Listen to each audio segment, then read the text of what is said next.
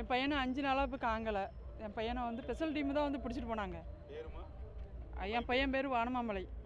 ஆமாம், அவன் எந்த தப்புமே பண்ணலை. ஆனால் அவனை வந்து பிடிச்சிட்டு போனாங்க. கபாலி கண்ணனையும் சேர்த்து பிடிச்சிட்டு போனாங்க. பிடிச்சிட்டு போகும்போது அவங்கள வந்து ரிமாண்ட் பண்ணிட்டாங்க. இவனும் ரிமாண்ட் பண்ணலை. இவன் என்ன பண்ணினாங்க, எப்படி இருக்கான், எங்கே இருக்கான்னு எனக்கு இன்னும் தெரியல. ஒரு ஸ்டேஷன்லேயும் பதில் சொல்ல மாட்டாங்க. இப்போ இவங்களும் ஒழுங்காக பதில் சொல்ல மாட்டாங்க. என் பையன் எங்கே இருக்கான்னு எனக்கு தெரிஞ்சு ஆகணும். என் பையனை நான் பார்த்து ஆகணும்.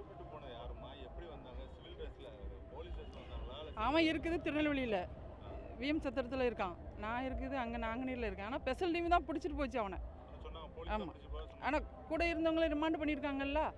கபாலி கண்ணன் அவங்கள வந்து ரிமாண்ட் பண்ணியிருக்காங்க. அப்போ இவனை ரிமாண்ட் பண்ணணும்ல. இவன் எங்கே இருக்கான்னு தெரியல, காமிக்கவும் மாட்டேங்காங்க. இப்படியா இவங்கக்கிட்ட நான் சொன்னதுக்கு அவங்க சரியாகவே பதில் சொல்லலை. அவங்க சொல்லுதாங்க எனக்கு மேலே அதிகாரி இருக்காங்க, நான் கேள்வி கேட்க முடியாது அப்படிங்காங்க. இப்போ என் ஆளை காணலன்னு நான் இனிமேல் தான் வழக்கு போடணும். நான் வந்து இவங்க கூட பிடிச்சதுனால சரி இவங்க கூட ரிமாண்ட் பண்ணுவாங்கன்னு நினச்சிட்டு இருந்தேன். நான் பண்ணலை. நானும் இப்போ 2 நாளாக போலீஸ் ஸ்டேஷன் எல்லா பக்கமும் தேடி பார்க்கேன்.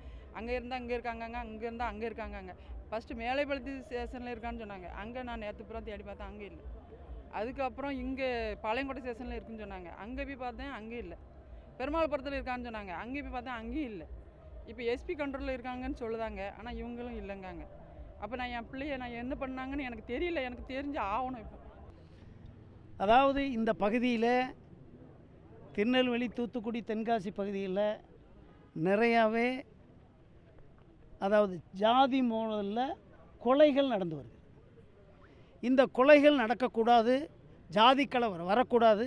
அதற்கு எங்களை போன்ற தலைவர்கள் நாங்கள் என்ன செய்ய வேண்டும், இது போன்ற நிலை தமிழகத்தை தென் மாவட்டங்களில் நீடிக்கக்கூடாது என்பதை சொல்லியிருக்கிறோம். யாரையும் எங்கள் ஜாதி வாரியாக யாரையும் நாங்கள் பார்க்க தயாரில்லை. அதிகாரிகளும் பார்க்கக்கூடாது. காவல்துறைனா காவல்துறையாக பாருங்கள், ஒரு ஜாதியாக நீங்கள் பார்க்கக்கூடாது. அதற்கு நீங்கள் கலெக்டரேட்டை சொல்லி ஒரு பீஸ் கமிட்டி இமீடியட்டாக எல்லா தலைவர்களும் கூட்டு போடுங்க. எம்பி, பார்லிமெண்ட் உறுப்பினர், எஸ்பி, கமிஷனர், இப்படி அந்த சவுத் ஜோனில் இருக்க எல்லாத்தையும் கூப்பிட்டு ஒரு மீட்டிங் போடுங்க. நாங்கள் இந்த தலைவர்கள்லாம் உங்களுக்கு கோஆப்ரேட் பண்ண தயாராக இருக்கோம்னு சொல்லியிருக்கோம். அது மட்டும் இல்லை, இதெல்லாம் காரணம் பல முறை இப்போ சட்டமன்றத்தில் பேசியிருக்கோம். கமிஷன் போட்டிருக்காங்க. என்ன காரணம்? அதாவது இந்த பகுதியில் தென் மாவட்டங்களில் ஜாதி கலவரம் வருது. இந்த ஜாதி கலவரத்தை போக்குறதுக்கு 2-3 கமிஷன் போட்டாங்க. என்ன சொல்லியிருக்காங்க? அதில் நோ இண்டஸ்ட்ரி கிடையாது, படிப்புக்கு நல்ல முறையில் படிக்கிறதுக்கு இடங்க காலேஜ் கிடையாது. அதனால் இந்த மாதிரி ஜாதி கலவரங்கள் வருது, அதை மாற்றணும் அப்படின்னு தான் கலைஞர் கூட 2000 சிப்காட்டுங்க திருநெல்வேலியில் கொண்டு வந்தார். ஆனால் அதை கொண்டு வந்திருக்காரே ஒழிய இது வரைக்கும் இல்லை. இங்கே இருக்கேன், சிப்காட் இங்கே இருக்கேன், பண்ணாங்க. நான் என்ன சொல்கிறேன் சொன்னாங்க. அதில் அந்த ஊருக்காரன் எவனும் வேலை பார்க்கல, வரல. இல்லை இப்போ இங்கே எல்காட்டு போன்றதெல்லாம் இருக்குது. அதில் கூட ஒருத்தனும் இந்த ஊருக்கார வேலை பார்க்கல, இந்த மண்ணுக்கார வேலை செய்யலை. எங்களுடைய மன வருத்தமே இப்படி வேலை செய்யாமல் இருந்தால் ஏற்கனவே இருந்த நிகழ்ச்சி நடந்துக்கு தானே இருக்கும். அப்படி நடக்கக்கூடாதுன்றதுக்காக நாங்கள் ரெப்ரசன்ட் பண்ணியிருக்கோம்.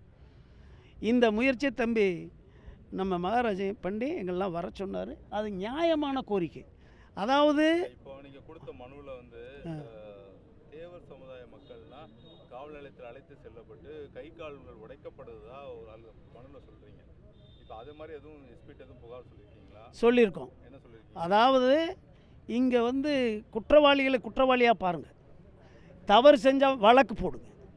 ஆனால் காவல்துறை ரவுடி ஆகக்கூடாது, கையை உடைக்கக்கூடாது, காலை உடைக்கக்கூடாது, வழக்கு போடு. தவறு செய்கிறவன் மீது வழக்கு போடு. அது எந்த ஜாதியாக இருக்கட்டும், எதாக இருக்கட்டும், எந்த ஜாதிக்காரனையும் தொடக்கூடாது. காவல்துறை அத்துமீறக்கூடாது. அந்த மாதிரி மத்துக்குறா நாங்கள் அடுத்த நடவடிக்கை எடுப்போம் அப்படின்றது சொல்லிட்டு வந்துருக்கோம்.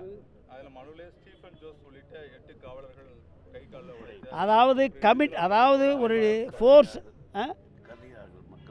அதாவது என்ன நினைக்கிறாங்கன்னா, இப்போ ஸ்பெஷல் குவாட் போடுறாங்க, அந்த ஸ்பெஷல் குவாடுக்கு அதிகாரம் கொடுக்குறாங்க. ஆனால் அந்த அதிகாரத்தை காவல்துறை கொடுக்கத்தான் செய்யும். ஆனால் அந்த அதிகாரத்தை அதிகாரிகள் தவறாக பயன்படுத்துவதாக மக்கள் சொல்கிறார். அதுபோன்ற நிலை வரக்கூடாது. அது மாதிரி வந்தால் நிச்சயமாக இன்னும் வேறு விளைவை தென் மாவட்டம் சந்திக்க நேரிடும். ட்ரீட்மெண்ட்டில் இருக்காங்க.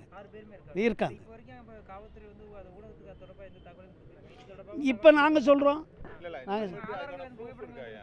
இருக்குல்ல ஆஸ்பத்திரியில் இருக்காங்க, இப்பயுமே நீங்கள் செக் பண்ணுங்க, நாங்கள் சொல்கிறத செக் பண்ணுங்க.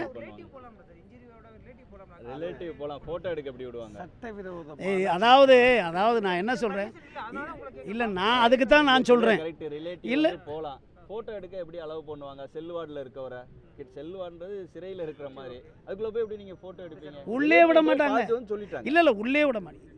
அது மட்டும் இல்லை, இந்தியாவிலே இங்கே இருக்க திருநெல்வேலி சிறை, பாளையங்கோட்டை சிறையில் மட்டும்தான் சமுதாயத்தை தனித்தனியாக அடைக்கிற எங்கேயுமே கிடையாது தமிழ்நாட்டில். இன்று திருநெல்வேலியில் உள்ள மாவட்ட கண்காணிப்பாளர் காவல்துறைகளை சந்தித்து அரசு அதிகாரிகளிடம் தொடர்ந்து இந்த பகுதியில் நடைபெறுகின்ற கொலைகள் எல்லாம் ஒட்டுமொத்தமாக இருபெரும் ஜாதி வட்டத்துக்குள் கொண்டு வரப்படுகிறது. நடைபெறுகின்ற குறிப்பாக இந்த 4 ஆண்டு காலமாக 280க்கு மேற்பட்ட கொலைகளும், இந்த 4 மாதமாக 85 கொலைகளும் நடைபெற்றிருக்கிறது. இது குறிப்பிட்ட 2-3 ஜாதிக்குள் நடக்கின்ற ஒரு மோதல்களை இன்று பூதாகாரமாக படுத்தி ஒரு ஜாதிக்குள் நடக்கின்ற ஜாதி மோதலாக இன்று தமிழகம் முழுவதும் பரபரப்புக்கு உள்ளாக்கப்பட்டிருக்கிறது.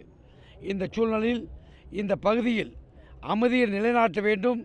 சிந்திய ரத்தங்கள் போதும், இனிமேல் எந்த ஒரு சமூகமும் ரத்தம் சிந்தக்கூடாது என்கின்ற வழியில் நாங்கள் எல்லாம் தேசிய சிந்தனையாளர்கள் என்பதால் எந்த ஜாதியும் ரத்தம் சிந்தக்கூடாது, இளைஞர்களை முறைப்படுத்த வேண்டும், அனைத்து சமூகமும் நல்லிணக்க வேண்டும் என்பதற்காக இன்று மாவட்ட கண்காணிப்பாளரை கழித்து 1983 போடப்பட்ட ராமமூர்த்தி பரிந்துரை கமிஷனும் 97 போடப்பட்ட ரத்னவேல் பாண்டியன் கமிஷனும் கேற்பாடு கிடைக்கிறது.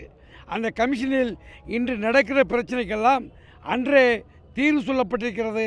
இதை எந்த ஆட்சியாளர்களும் எந்த அரசும் அமுல்படுத்தவில்லை.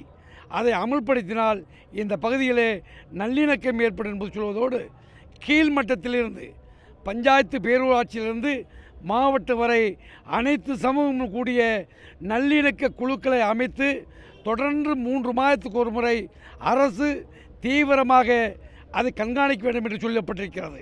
ஆனால் நடத்துகிறார்கள் கூட்டம் ஒரு சடங்காக இருக்கிறதை தவிர தீர்வாக இல்லை. ஆகவே இதை முறைப்படுத்த வேண்டும் என்ற கோரிக்கையை முன்வைத்து அண்ணன் சொல்லியது போல இங்கே உருவாகின்ற குற்றவாளிகள் எல்லாம் குறிப்பாக சிறையில் இருந்து உருவாவதாக கருதுகிறோம். சமூக நீதி பேசுகின்ற தமிழகத்தில் 70 ஆண்டுகால ஆட்சியில், குறிப்பாக 60 ஆண்டுகால சமூக நீதி பேசுகின்ற ஆட்சியில் ஒரு சிறைச்சாலையில் ஜாதிக்கு ஒரு பிளாக் என்ற முறையில் வைத்து சிறு குற்றங்களுக்கு அங்கே செல்லக்கூடியவன் ஜாதி ரீதியாக பட்டை தீட்டப்பட்டு குற்றவாளியாக வெளியே வருகின்ற அவல நிலை இந்த பகுதியில் இருக்கிறது. ஆகவே உடனடியாக தமிழக அரசு இதை கண்காணிக்க வேண்டும் என்று பணிவோடு கேட்டுக்கொள்வதோடு, இங்கே கைது செய்யப்பட்டவர்கள் அவன் எந்த ஜாதியைச் சேர்ந்தவனாக இருந்தாலும் சரி, எந்த மதத்தைச் சேர்ந்தாலும் சரி, காவல்துறை கையை ஒடிப்பதற்கும் காலை ஒடிப்பதற்கும் பல்லை பிடுங்குவதற்கும் எந்த காவல்துறை அதிகாரிகளுக்கும் அந்த உரிமை கிடையாது. காரணம், சட்டம் மிக கடுமையானது. எந்த காவல்துறை அதிகாரி கையை உடைத்தாரோ, எந்த காவல்துறை இது காலை உடைத்தாரோ, அவர் வழக்கு நீதிமன்றத்தில் கையேந்தி நிற்க வேண்டிய நிலை வரும் என உங்களுமாக எச்சரித்து, அந்த காவல்துறை கைது செய்தவர்களை 24 மணி நேரத்தில் நீதிமன்றத்திலே ஆஜர்படுத்த வேண்டும் என்ற விதியினை மீறி சட்டவிரோதமாக வைத்துக்கொண்டு கையை உடைத்து காலை உடைத்து மறைமுகமான சிகிச்சை நடத்தி ஒரு திருத்தனமான நிழல் அரசை காவல்துறையும் நடத்துமையானால் அது இந்த கூட்டமைப்பு வன்மையாக கண்டிப்பதோடு, இங்கே நடைபெறுகின்ற பிரச்சனைக்கு தென்காசியாக இருக்கட்டும், தூத்துக்குடியாக இருக்கட்டும், நெல்லையாக இருக்கட்டும், முழு பொறுப்பு ஏற்க வேண்டியது அந்தந்த மாவட்ட தலைவர்கள், ஆட்சியாளர்கள். ஆனால் ஆட்சித்தலைவர்கள் இதை அமைதிப்படுத்துவதற்கு இதுவரை அனைத்து கட்சி கூட்டத்தையோ அனைத்து சமுதாயத்தினுடைய கூட்டத்தையோ யாரையும் அழைத்து இந்த கூட்டத்தை நடத்தவில்லை. மாவட்ட ஆட்சியாளர்களுடைய அலட்சிய போக்கு காவல்துறையை ஏவி விட்டு அப்பாவி மக்களை பிரித்தாலும் சூழ்ச்சியாக கருதுகிறோம். இதை தடுத்து நிறுத்த வேண்டும் என அன்பு தம்பி